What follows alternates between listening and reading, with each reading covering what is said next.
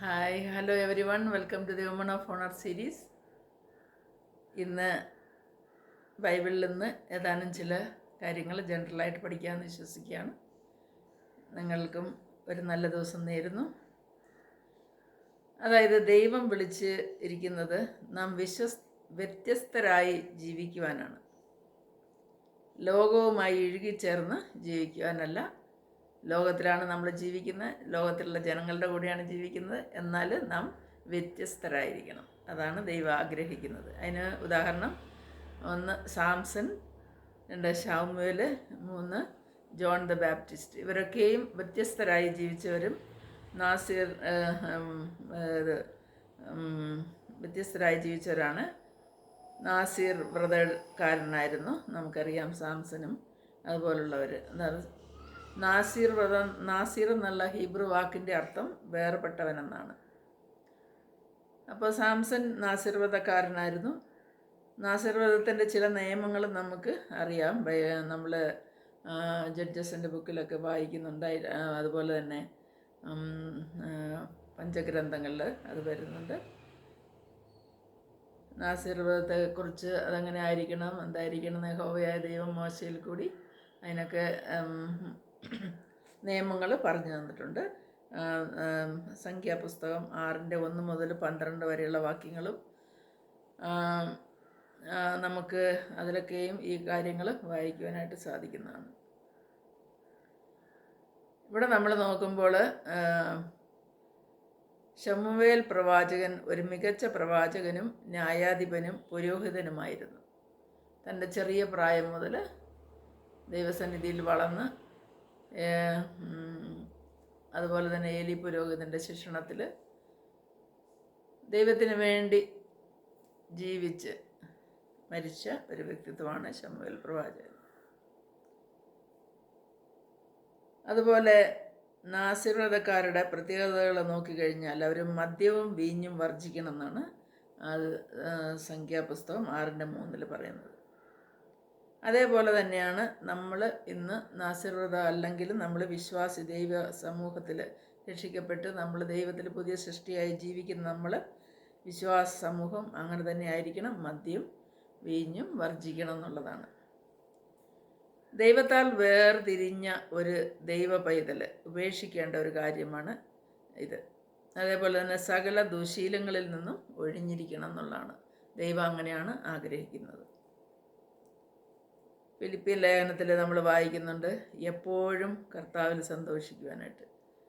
അപ്പോൾ ഒരു ദൈവപൈതലിനുണ്ടായിരിക്കേണ്ട ഒരു ഗുണമാണ് എപ്പോഴും കർത്താവിൽ എപ്പോഴും സന്തോഷിക്കണം എന്നുള്ളത്. അതുപോലെ നോക്കുമ്പോൾ രണ്ടാമതായിട്ട് നാസീർ വ്രതക്കാർ തലമുടി വളർത്തണം എന്നുണ്ടായിരുന്നു. സംഖ്യാപുസ്തകം 6:5 പറയുന്നത്. അങ്ങനെ ശിംശോൻ്റെ ശക്തി അവൻ്റെ തലമുടിയിലായിരുന്നു എന്ന് നമുക്ക് ആ ഭാഗം വായിക്കുമ്പോൾ മനസ്സിലാകുന്നു.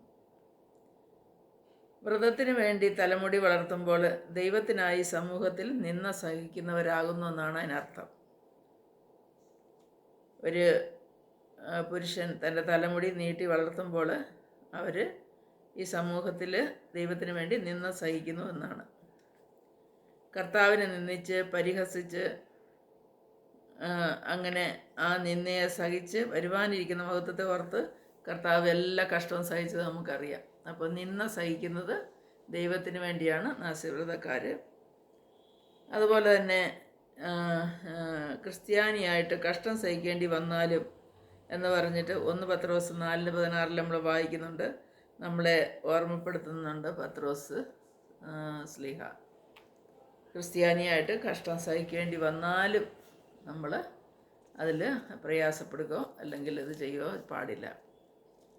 മൂന്നാമതായി സംഖ്യാപുസ്തകം 6:7 പറയുന്ന ശവത്തിൻ്റെ അടുക്കൽ ചെല്ലരുതെന്ന്, അതായത് അവൻ അശുദ്ധനാകരുതെന്നുള്ളത്.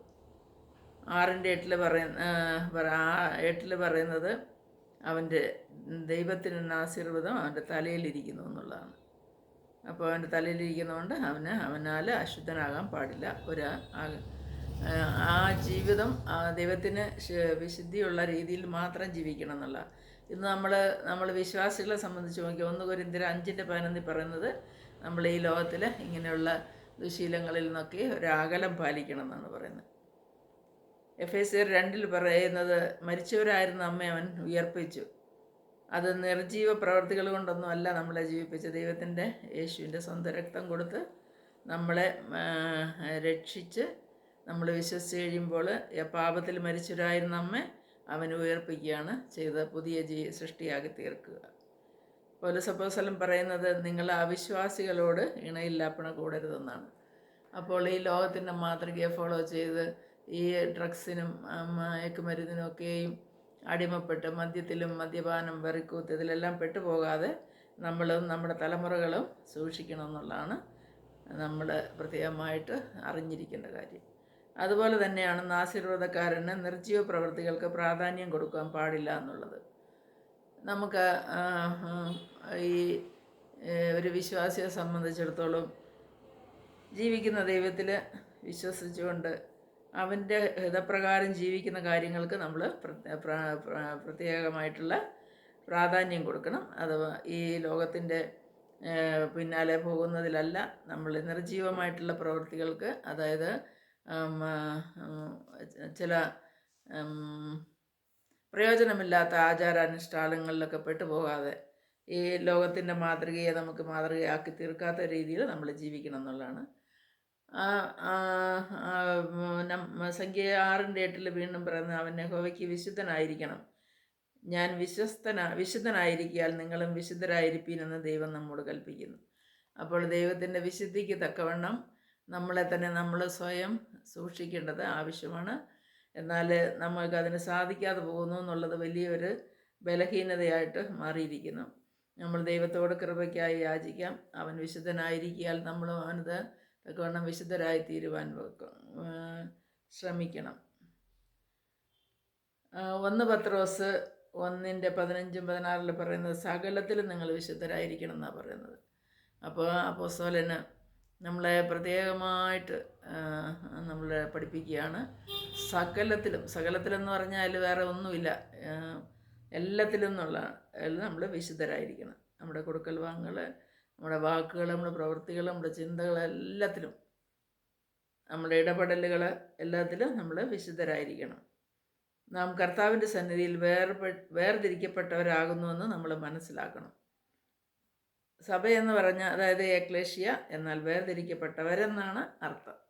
അപ്പം നമ്മൾ വേർതിരിക്കപ്പെട്ടവരാണ്. നാസീർവ്രതക്കാരല്ലെങ്കിലും നമ്മൾ വേർതിരിക്കപ്പെട്ടൊരു വർഗമാണെന്ന് നമ്മൾ മനസ്സിലാക്കേണ്ടത് ആവശ്യമാണ്. നമ്മൾ സംഖ്യാപുസ്തകം 6:24-27 വായിച്ച് പഠിക്കുന്നത് നന്നായിരിക്കും. അപ്പം നമുക്ക് ദൈവിക സമാധാനം അവന് നൽകുമെന്നുള്ളതാണ്. നമ്മൾ വേർപെട്ട് ജീവിക്കുമ്പോൾ ദൈവം നമുക്ക് കൂടെ ഇരുന്ന് നമ്മളെ ആശീർവദിക്കും. അത് 24-25 ആശീർവാദത്തിൻ്റെ വാക്യങ്ങളാണ്. കർത്താവ് നമ്മളെ ആശീർവദിച്ച് നമുക്ക് നല്ലൊരു ജീവിതം തന്ന് നമ്മളായിരിക്കുന്ന അവസ്ഥയിൽ നിന്ന് ഒരു മാറ്റം തന്ന് നമ്മളുടെ ഹൃദയം നന്നാകുമ്പോൾ, നമ്മുടെ മനസ്സ് നന്നാകുമ്പോൾ നമ്മുടെ ആരോഗ്യവും നന്നാവും, നമ്മുടെ ചിന്ത, പ്രവൃത്തി, നമ്മുടെ ഇടപെടൽ എല്ലാം നന്നായി ദൈവത്തിന് ഹിതകരമായ രീതിയിൽ ജീവിക്കാനായിട്ട് ഈ വരുന്ന കാലങ്ങളും നമുക്ക് ദൈവം ഇടയാക്കട്ടെ എന്ന് പ്രാർത്ഥിക്കുന്നു. നിങ്ങൾക്ക് ഓരോരുത്തർക്കും ഒരു നല്ല ദിവസം വിഷ് ചെയ്യുകയാണ്. എല്ലാവരും ഞാനീ പറഞ്ഞ കാര്യങ്ങളോട് യോജിക്കുന്നില്ലെങ്കിലും യോജിച്ചാലും ലൈക്ക് ചെയ്യാനും കമൻറ്റ് ചെയ്യാനും മറക്കല്ല്. അതുപോലെ തന്നെ സബ്സ്ക്രൈബ് ചെയ്യണം please. Wish you all a very nice time and a nice future. Bye to all. By.